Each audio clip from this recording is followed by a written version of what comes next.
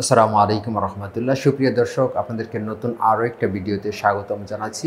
আজকে আমরা সাম্প্রতিক কয়েকটা বিষয় নিয়ে আলোচনা করব। তার মধ্যে অন্যতম হলো যে ব্যাংক ব্যবস্থা। বাংলাদেশের যে ব্যাংকিং সিস্টেম সেটি মূলত বাংলাদেশ ব্যাংক নিয়ন্ত্রণ করে থাকে। কিন্তু আপনারা মাঝে মাঝে পত্রপত্রিকায় দেখবেন যে বিভিন্ন ব্যাংকের কেলেঙ্কারির কথা উঠে এসেছে। সেগুলো নিয়ন্ত্রণ করার দায়িত্ব অবশ্য বাংলাদেশ ব্যাংকের। সেই ব্যাংক সেই ব্যাংক কিছু তাদের বিরুদ্ধে অ্যাকশন নেয় বা বাংলাদেশ ব্যাংক তাদের উপর চাপ প্রয়োগ করে অ্যাকশন নেয়। বিভিন্ন ব্যাংকিং সিস্টেমের একটা সুনির্দিষ্ট নিয়ম নীতি রয়েছে। সেই নিয়ম নীতির আলোকেই কিন্তু ব্যাংকিং ব্যবস্থাটা পরিচালিত হয়ে থাকে। কিন্তু এই এত কিছু করার পরও কোনো একটা ব্যাংক যখন অনিয়ম করে, জালিয়াতি করে, তখন কিন্তু বাংলাদেশ ব্যাংক তাদেরকে বিভিন্ন আলাদাভাবে তাদেরকে স্পেশাল নজরদারিতে রাখে। কিন্তু তারপরও এত অঘটন ঘটার কারণ কি আসলে?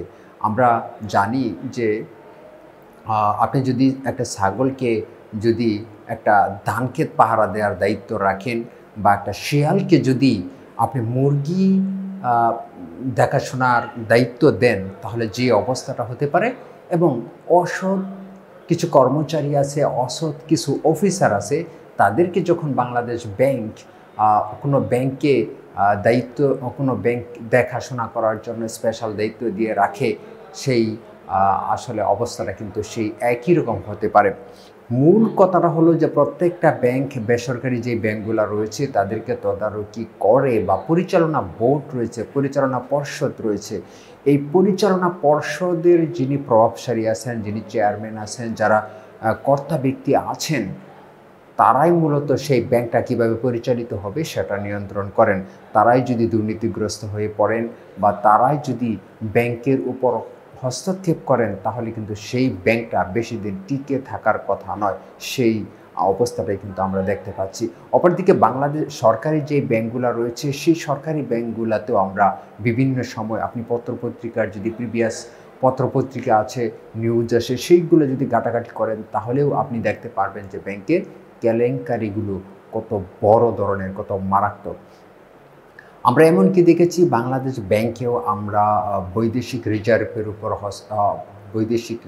উপর আঘাত এসেছে। সেগুলো রিকভার করার জন্য অনেক পদক্ষেপও নিয়েছে। কিন্তু মূলত সবচেয়ে মূল কথা হলো যে আপনার পরিচালনা পর্ষদ যতই স্ট্রং হোক, যত কিছুই হোক না কেন, আপনি সেই পরিচালনা পর্ষদের কর্তা ব্যক্তিরা যদি সৎ না হন, যদি তিনি নিজের মনের ভিতর সততা পোষণ না করেন, তাহলে কিন্তু একটা সময় তারা স্কোপ খুঁজবেনই যে সেইখান থেকে কিভাবে ফায়দাটা হাসিল করা যায়।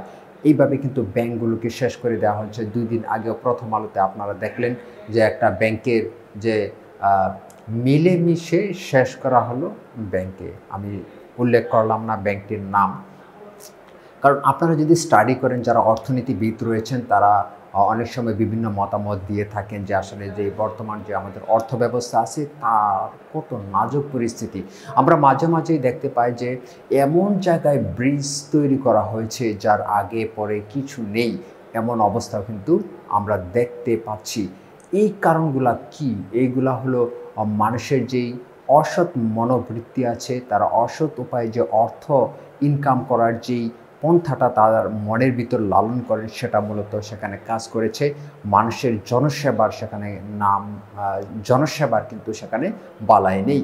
আপনি যদি জনসেবা করার জন্য কাজ করেন, তাহলে আপনি নিজেও তো উপকৃত হতে পারবেন। কারণ আমলাতন্ত্রের বা একটি দেশের যারা কাজ করেন, তারা কিন্তু জনগণের জন্য কাজ করেন, কিন্তু তারা বিনা পারিশ্রমিকে কাজ করেন না। তাদের সেখানে একটা পারিশ্রমিক রয়েছে এবং আলাদা অনেক ফেসিলিটিস পেয়ে থাকেন। এই এত ফেসিলিটিস পাওয়ার পরও যারা অসৎপ্রবণ হন, তাদেরকে আসলে কি বলা যায়, এটা আপনারাই বলতে পারেন।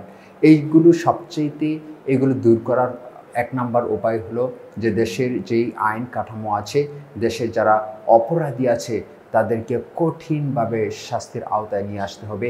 তাদেরকে কোনোভাবেই ছেড়ে দেওয়া যাবে না। যারা দুর্নীতিগ্রস্ত ব্যক্তি আছে, যারা অসৎ প্রবণ ব্যক্তি আছে, অসৎ প্রমাণিত হবে, যারা দোষী সাব্যস্ত হবে, তাদেরকে কোনোভাবেই ছাড় দেওয়া যাবে না, তাদেরকে শাস্তির আওতায় অবশ্যই নিয়ে আসতে হবে।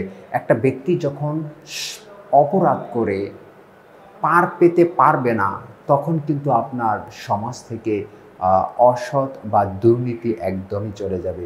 তখন একটি দেশ সুখী সমৃদ্ধ দেশে পরিণত হতে বেশি সময় লাগবে না।